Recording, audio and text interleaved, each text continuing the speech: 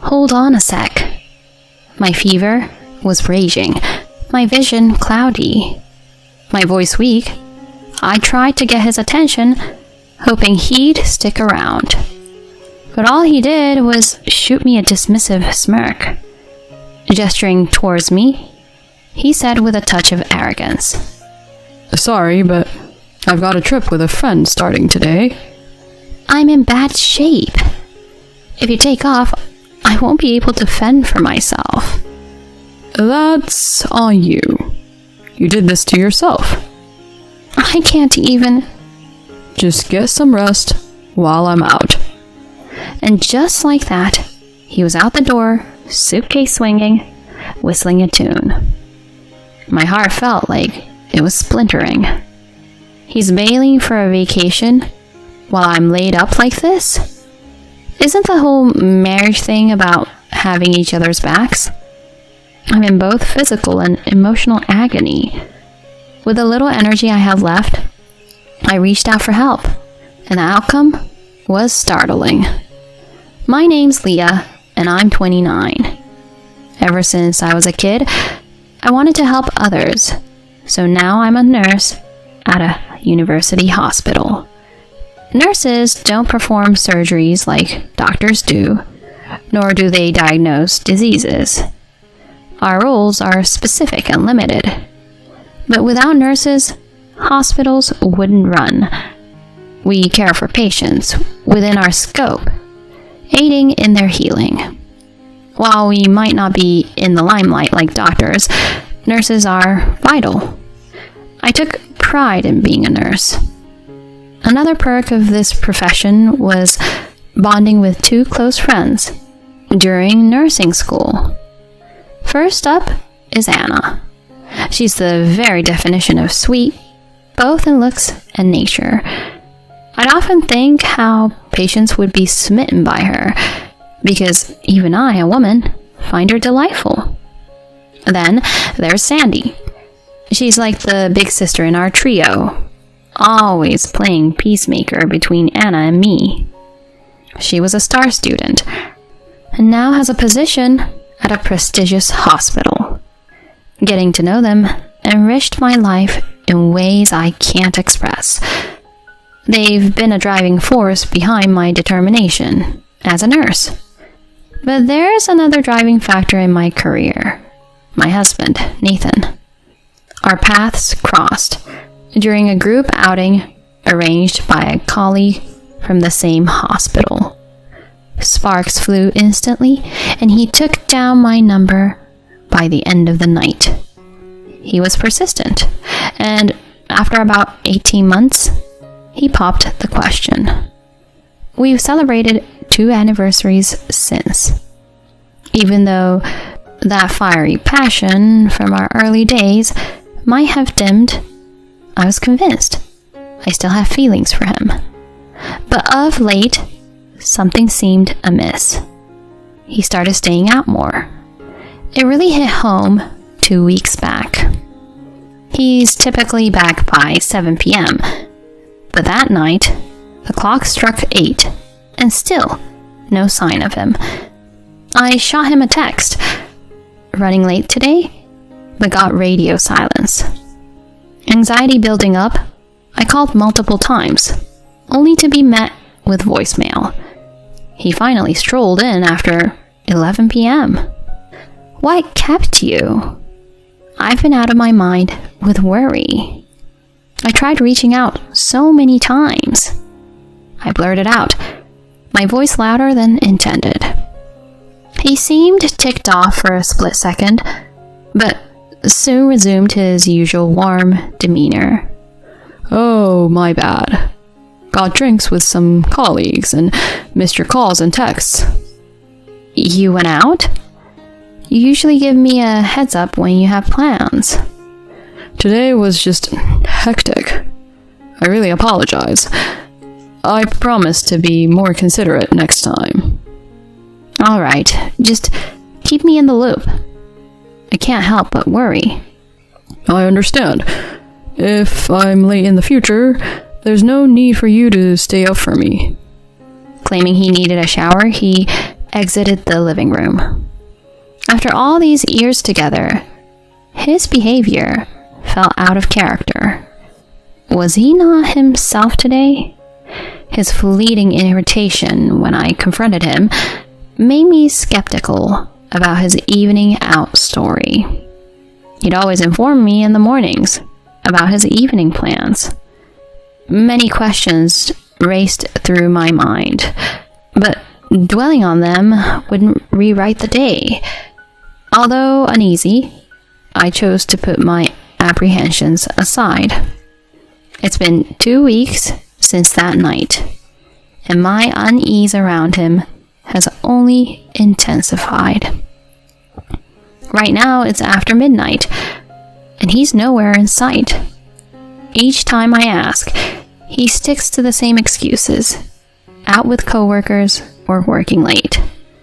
Without any solid proof that he's being dishonest, I can't press the issue further.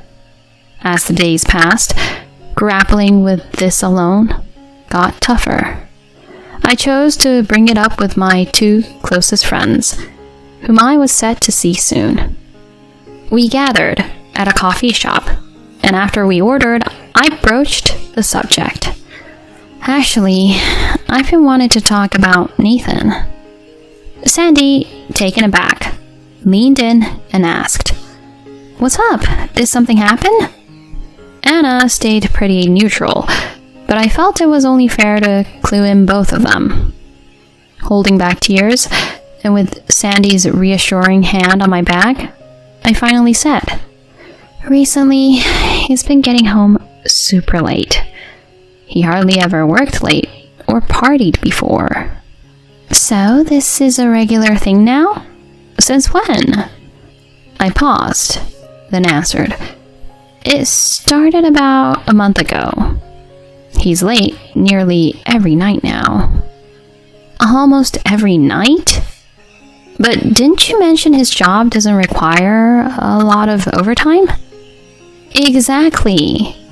And he's not big on alcohol. He never really got the whole after-work drinks thing. On the off chance he did go, he'd come home early." Sandy looked pensive after hearing this. Anna, in a laid-back manner, commented, "Leah, are you sure you're not reading too much into this?" "Reading too much into it?"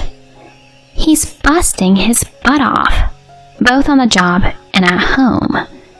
He might be stressed, you know." "What do you mean? So he's coming home late every night because he's stressed?" "No, not really.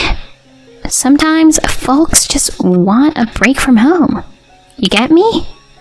Sandy gave Anna a sharp look, clearly annoyed, and retorted, "Excuse me?" Anna didn't flinch, not showing any regret for her words. This raised an eyebrow for me. Even if Anna had a point, was this the right time or place to voice it? Especially to someone seeking guidance? Maybe she was just playing devil's advocate because we're tight. Regardless, her remarks hurt. I was on the verge of tears, but didn't want to make things more uncomfortable. I managed a smile and said, "You could have a point." The chat soon moved to Sandy's job and Anna's latest crush, and the hours just flew by. When we left the coffee shop, Anna quickly mentioned other commitments and made a beeline for the subway. Now, alone with Sandy, her demeanor shifted to something more serious.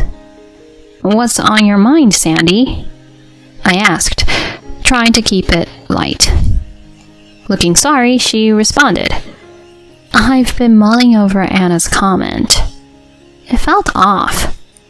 Why would she back up your husband when you're clearly upset?"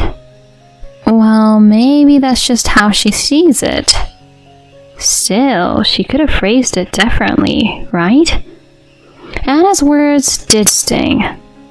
I wasn't looking for pity, but I at least wanted someone to get where I was coming from. Anna's stance, especially since it was so uncharacteristic, seemed to side with Nathan. Distressed, I said my goodbyes to Sandy. On the way back, I was caught in a sudden rainstorm, and before I knew it, I was drenched. Instead of heading for a shower right away, I paused at the front door, lost in thought about Anna's words and my husband's change in behavior, tears mixing with the rain on my face. The next morning, I woke up feeling feverish, and a splitting headache set in. My vision was fuzzy, and my body felt like it weighed a ton. Fortunately, I didn't have work, so I took a moment to check my fever. My eyes widened when the thermometer read 103.6 degrees Fahrenheit. I couldn't remember the last time I was this sick. Thirst overcame me, but moving felt impossible. Pushing through, I made my way to the living room, where I found my husband gleefully packing a small suitcase. Where are you headed? Oh, didn't I tell you? I'm out for the next 3 days. Hold on, you never told me. And you're leaving today of all days? Look, it's been on the books for a while now. You should have given me a heads up. His face tightened at my words. In a flash, he was making his way to the door, suitcase in tow. Hold on a sec. My fever was raging, my vision cloudy, my voice weak. I tried to get his attention, hoping he'd stick around. But all he did was shoot me a dismissive smirk. Gesturing towards me, he said with a touch of arrogance, Sorry, but I've got a trip with a friend starting today. I'm in bad shape. If you take off, I won't be able to fend for myself. That's on you. You did this to yourself. You're in the medical field, yet you're so helpless. I can't even... Just get some rest while I'm out. And just like that, he was out the door, suitcase swinging, whistling a tune. My heart felt like it was splintering. He's bailing for a vacation while I'm laid up like this? Isn't the whole marriage thing about having each other's backs? I'm in both physical and emotional agony. I need help. With what little energy I had, I called someone for assistance. Sandy was my lifeline. After a quick chat, she showed up loaded with electrolyte drinks, meds, ice packs, and fruit. After getting some rest, I felt a world better, and the fever had dialed down. Sandy, you're a lifesaver. I'm feeling way better. Really? That's great. But, I've got some news. Spill it. This might not be the best moment, but Anna might be more than friends with your husband. Come again? Trying to clear up my confusion, she flashed a pic. It showed my just departed husband and Anna, both toting suitcases, grinning ear to ear. What's the deal here? I had this hunch ever since our coffee meetup. Then, on my way here, I spotted them. Anna and my Nathan? Really? Is that why she was covering for him the other day? Looks that way. I immediately called my husband's workplace, finding out he had indeed taken a few days off. My nerves quickly flipped to fury. This is unbelievable. He dished me, feeling awful to jet off with the woman he's seeing on the side. And she's my right-hand gal? How dare he? This is war. But for the moment, I opted to rest up and recharge. Sandy stayed overnight, not wanting to leave me alone. Come morning, things took a wild turn. While brainstorming with Sandy, my cell buzzed. It was Anna. Sandy signaled for me to pick up. Her shaky voice came through. Leah, your man, Nathan, he's gone. Wait, what? What did you say? I'm telling you, Nathan's no more. Did you catch that? Get to the hospital now. She hung up quick and shot over the hospital info. Sandy and I rushed to the hospital.